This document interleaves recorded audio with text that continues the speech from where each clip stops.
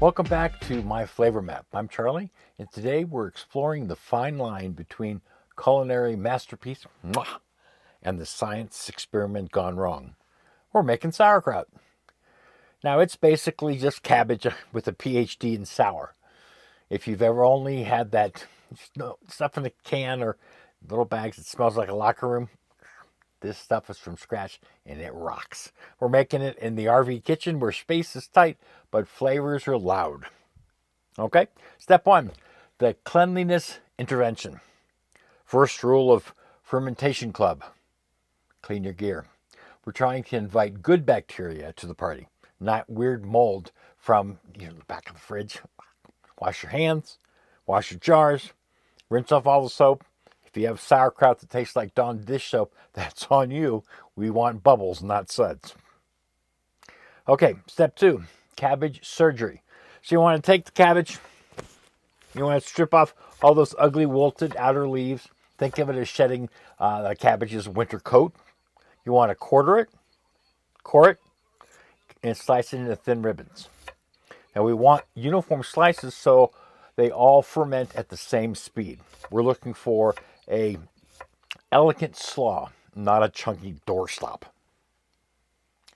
Step three, the salt massage. Now this is a workout. Here's where the science begins to happen. I'm going to put the cabbage in a large bowl and hit it with the salt. Now the golden rule is about 20-25 grams of salt for every 1,000 grams of cabbage. Here's a pro tip.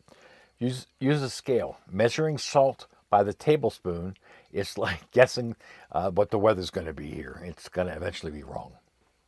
So for this batch, I had approximately 1,100 grams of cabbage. I use grams because it's easier.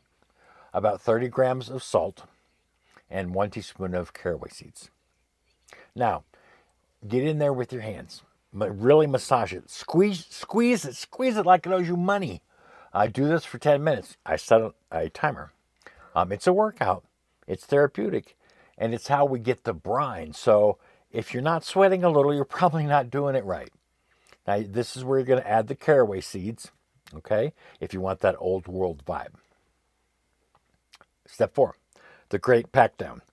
Once the cabbage looks limp inside and very juicy, you want to cram it into the mason jars. You want to use a canning funnel or just with your hands, cram it in there good. We want to eliminate air pockets. Air is the enemy. Submergence is the goal. Pour that leftover brine over the top until the cabbage is drowning in its own delicious tears. Step five, the weighted vest. You've got to keep the cabbage under the brine. If it touches the air, it dies or grows hair, and that's nasty.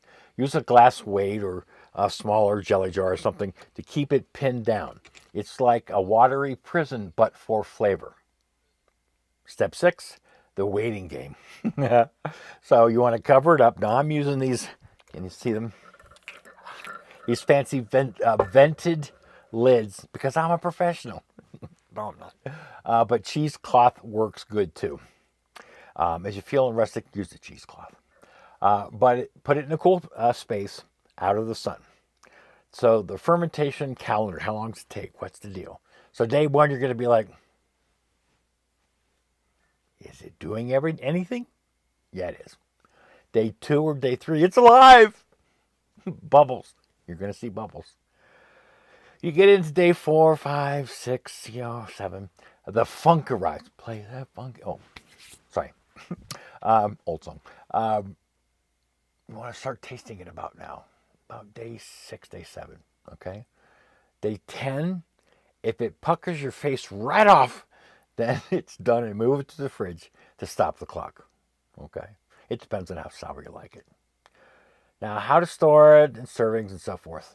Now, once the desired tang is reached, now remember, that's going to take different times. Your place could be warmer than mine, cooler than mine. You like it more sour, less sour. So, when it gets to the right yums, remove any of the weights in the cheesecloth and whatever. And you want to seal the jar with a standard mason jar lid. I've got those white little plastic ones, Sauerkraut keeps for several months, but it is best eaten within the first, say 1, 2, 3 months for optimum crunch and flavor.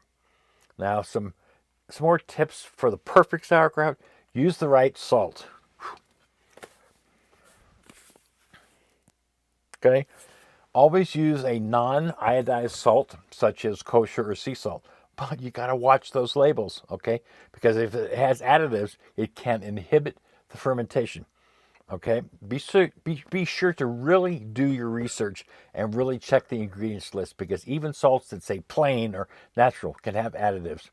And those additives can just stop the whole process. It can ruin the batch. The fermentation won't happen. It's a mess. You really have to do your research. Just plain salt is not just plain salt.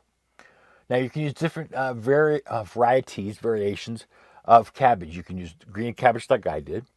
It's traditional, but you can use red cabbage or Napa cabbage. Also works well with maybe a little bit of shredded carrots. Those are orange things.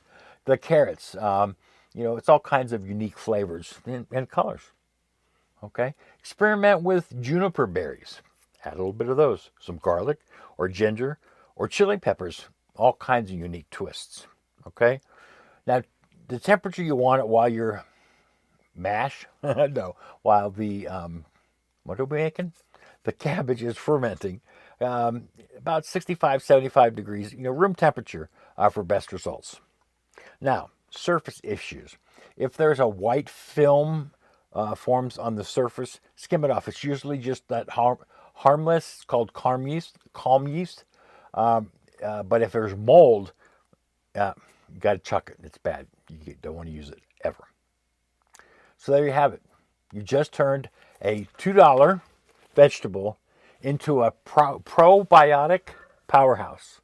Now, give it a few weeks, and you've got something better than what you started with. Now, it just goes to show you that even when a recipe changes, you can still cook up a life you love. Deuces.